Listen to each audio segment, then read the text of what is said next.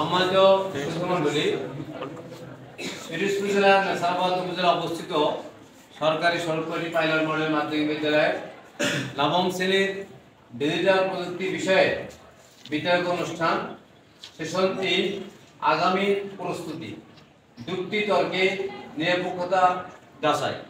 আমরা শিক্ষার্থীদের 3টি ভাগে বিভক্ত করেছিলাম। এখন দ্বিতীয় দল তাদের বক্তব্য তুলে ধরবে।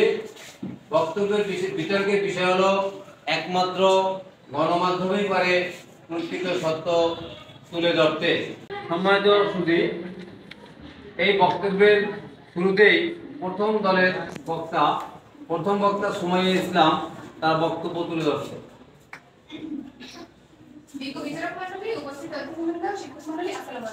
সম্মানিত মডারেটর, আপনাকে অসংখ্য ধন্যবাদ আমাকে কথা বলার সুযোগ করে দেওয়ার জন্য। আজকের বিতর্কের বিষয়টি হচ্ছে একমাত্র গণমাধ্যমে পারে প্রকৃত সত্য তুলে ধরতে। আমি এবং আমার দল এই বিষয়টির পক্ষে অবস্থান করছি। আমি বেশ কিছু তথ্য বিশ্লেষণ ও প্রমাণের সাথে বিষয়টির পক্ষে আমার জোরালো অবস্থান তুলে ধরছি। মাননীয় মডারেটর, যেসব মাধ্যমে জনগণের কাছে সংবাদ, মতামত ও বিনোদন পৌঁছানো বা পরিবেশন করা হয় তাকে গণমাধ্যম বলে। গণমাধ্যমের মধ্যে যে মিডিয়াগুলোর অন্তর্ভুক্ত রয়েছে সেগুলো হলো সংবাদপত্র, ম্যাগাজিন এবং ইন্টারনেট, আর সেই সাথে television, radio, YouTube, video broadcast এবং চলচ্চিত্র ইত্যাদি। গণমাধ্যম দেশে বিদেশে সকল খবরাখবর মুহূর্তের মধ্যেই পৌঁছে দেয়। গণমাধ্যমের মাধ্যমে আমরা পরীক্ষা নোটিশ, ভর্তির নোটিশ, স্কুল ছুটির নোটিশ সংগ্রহ করি। এছাড়া ঘূর্ণিঝড়, জলোচ্ছ্বাস সহ নানা প্রাকৃতিক দুর্যোগগুলোর আগাম খবর পেয়ে প্রস্তুতি নিতে পারি।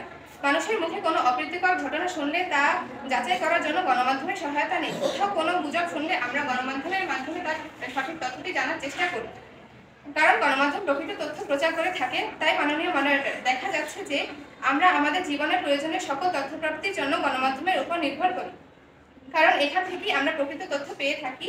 সুতরাং একথা বলার আর কোনো অবকাশ রাখছে না যে একমাত্র গণমাধ্যমে পারে প্রকৃত সত্য তুলে ধরতে। সবাইকে ধন্যবাদ জানিয়ে আমি আমার বক্তব্য শেষ করছি। আসসালামু আলাইকুম।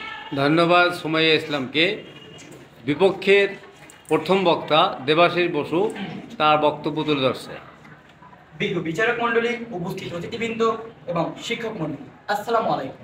মাননীয় মডারেটর, আপনাকে অসংখ্য ধন্যবাদ আমাকে কথা বলার সুযোগ করে দেওয়ার জন্য। আজকে আমাদের বিতর্কের বিষয়টি হচ্ছে একমাত্র গণমাধ্যমই পারে প্রকৃত সত্য তুলে ধরতে। আমি এবং আমার দল এই বিষয়টি সম্পূর্ণ বিপক্ষে অবস্থান করছি। আমি বেশ কিছু তথ্য এবং প্রমাণের সাথে এই বিষয়টির বিপক্ষে আমি আমার জোরালো অবস্থান তুলে ধরছি। মাননীয় মডারেটর, গণমাধ্যমের মাধ্যমে আমরা খবর পেয়ে থাকি, কিন্তু গণমাধ্যমের মাধ্যমে পাওয়া সব তথ্যই সবসময় সঠিক হয় না। আমার প্রতিপক্ষ বন্ধু বলে গেলেন ইউটিউবের ভিডিও নাকি গণমাধ্যমের অন্তর্ভুক্ত, কিন্তু ইউটিউবের সব ভিডিও কি সঠিক? প্রশ্ন রেখে গেলাম আমার বিপক্ষ দলের বন্ধুর উপর। ইউটিউবের লক্ষ্য হচ্ছে ভিউ বাড়ানো। তারা ভিউ বাড়ানোর জন্য যত সব আজব ঘটনা প্রচার করে এবং যত বেশি ভিউ তত বেশি ইনকাম, যার লক্ষ্যে তারা প্রকৃত সত্যকে হারিয়ে ফেলছে।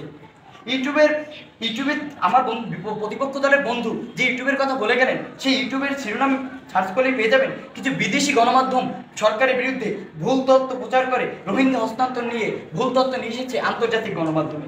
বর্তমানে আরাকান সমস্যা নিয়ে প্রতিনিয়ত ইউটিউবে চমকপ্রদ তথ্য প্রচার করা হচ্ছে। সুতরাং দেখা যাচ্ছে গণমাধ্যম সর্বদা প্রকৃত সত্য তুলে ধরতে পারছে না। উপরোক্ত আলোচনা থেকে বোঝা যাচ্ছে আমরা প্রকৃত সত্যের সন্ধানে শুধুমাত্র কোনোভাবেই গণমাধ্যমের উপর নির্ভরশীল নই। অতএব সবাইকে ধন্যবাদ জানিয়ে আমি আমার বক্তব্য শেষ করছি। ধন্যবাদ দেবাশিস বসুকে। এ পর্যায়ে প্রথম দলের দ্বিতীয় বক্তা জাইমা রহমান তার বক্তব্য তুলে ধরছে। সম্মানিত মডারেটর, আপনাকে অসংখ্য ধন্যবাদ জানাচ্ছি আমাকে কথা বলার সুযোগ করে দেওয়ার জন্য। আমাদের আজকের বিতর্কের বিষয়টি হচ্ছে একমাত্র গণমাধ্যমে পারে প্রকৃত সত্য তুলে ধরতে। আমি এবং আমার দল এই বিষয়টির পক্ষে অবস্থান করছি। আমি পক্ষ দলের দ্বিতীয় বক্তা হিসেবে বেশ কিছু তথ্য বিশ্লেষণ এবং প্রমাণের সাথে এই বিষয়টির পক্ষে আমার জোরালো অবস্থান তুলে ধরছি। মাননীয় মডারেটর, আমার বিপক্ষ দলের বক্তা বলেছেন যে আমরা প্রকৃত সত্যের জন্য কোনোভাবেই শুধুমাত্র গণমাধ্যমের উপর নির্ভর করতে পারি না। আমি আমার বিপক্ষ দলের বক্তার যুক্তিগুলোর সাথে একমত। গণমাধ্যমের স্বাধীনতা, কর্মীদের সত্যনিষ্ঠতা এবং সঠিক তথ্যের প্রেক্ষাপট নিয়ে অবশ্যই উল্লেখ রয়েছে। তবে আমি মনে করি এই সীমাবদ্ধতাগুলো সত্ত্বেও একমাত্র গণমাধ্যমে প্রকৃত সত্য তুলে ধরার সবচেয়ে বড় গণমাধ্যম। গণমাধ্যমের স্বাধীনতা নিশ্চিত করার জন্য বিভিন্ন পদক্ষেপ নেওয়া হচ্ছে। গণমাধ্যম আইন, সংবিধান এবং আন্তর্জাতিক আইনের মাধ্যমে গণমাধ্যমের স্বাধীনতা সুরক্ষিত করার চেষ্টা করা হচ্ছে।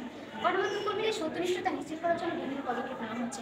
গণমাধ্যমের পেশাদারী নীতিমালা প্রণয়ন করা হচ্ছে এবং গণমাধ্যমের কাছে সঠিক তথ্যের প্রাপ্যতা নিশ্চিত করার জন্য বিভিন্ন পদক্ষেপ নেওয়া হচ্ছে। এই পদক্ষেপগুলোর মাধ্যমে গণমাধ্যমের সীমাবদ্ধতা কিছুটা হলেও কমানো সম্ভব। ফলে গণমাধ্যম প্রকৃত সত্য তুলে ধরতে আরও সক্ষম হবে। এছাড়াও আমি মনে করি একমাত্র গণমাধ্যমের সীমাবদ্ধতাগুলোকে বিবেচনায় নিয়ে অন্যান্য প্রতিষ্ঠান থেকেও শুধু তথ্য প্রচার করা উচিত। তবে এই তথ্যগুলো সুতরাং আমি মনে করি একমাত্র গণমাধ্যমে প্রকৃত সত্য তুলে ধরতে পারে। এই বক্তব্যটি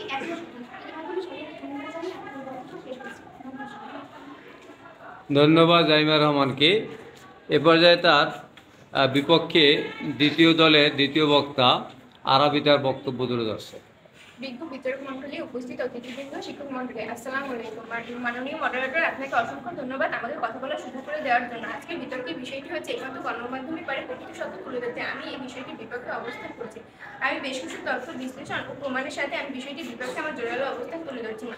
মাননীয় মডারেটর পক্ষদলের বক্তা বলেছেন যে গণমাধ্যমের সীমাবদ্ধতাগুলো সত্ত্বেও গণমাধ্যমের প্রকৃত সত্য তুলে ধরে একমাত্র গুরুত্বপূর্ণ মাধ্যম।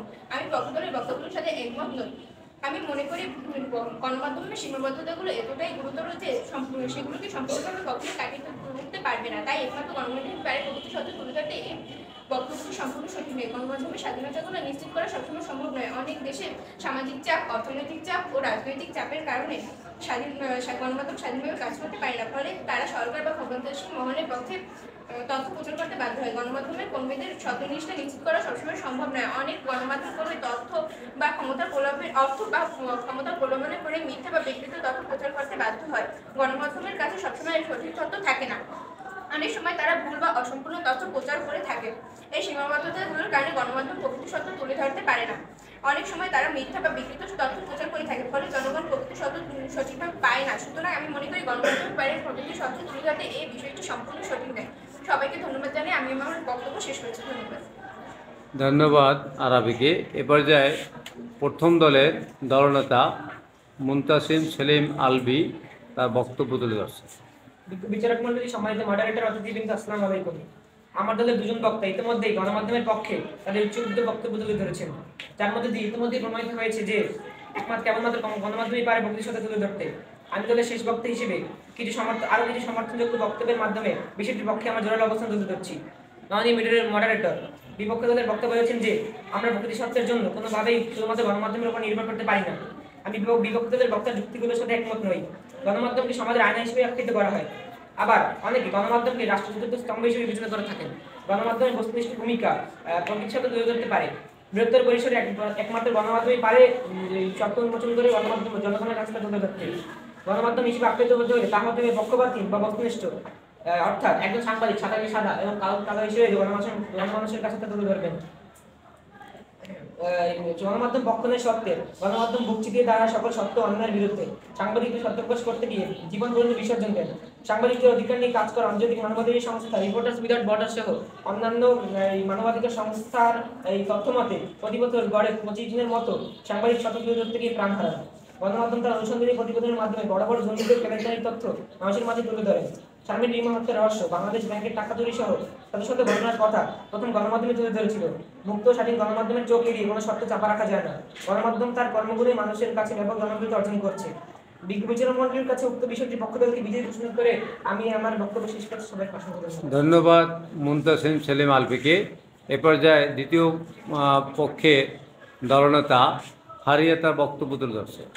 বিজ্ঞ বিচারক মন্ডলী, আমার দলের দুজন বক্তা গণমাধ্যমের নেতিবাচক দিকগুলোর প্রতি আলোকপাত করেছে। তাদের বক্তব্যে এই বিষয়টি জোরালোভাবে ফুটে উঠেছে যে গণমাধ্যম প্রকৃত সত্য আড়াল করতে এবং মানুষের মাঝে বিভ্রান্ত তৈরি করতে নেতিবাচক ভূমিকা রাখে।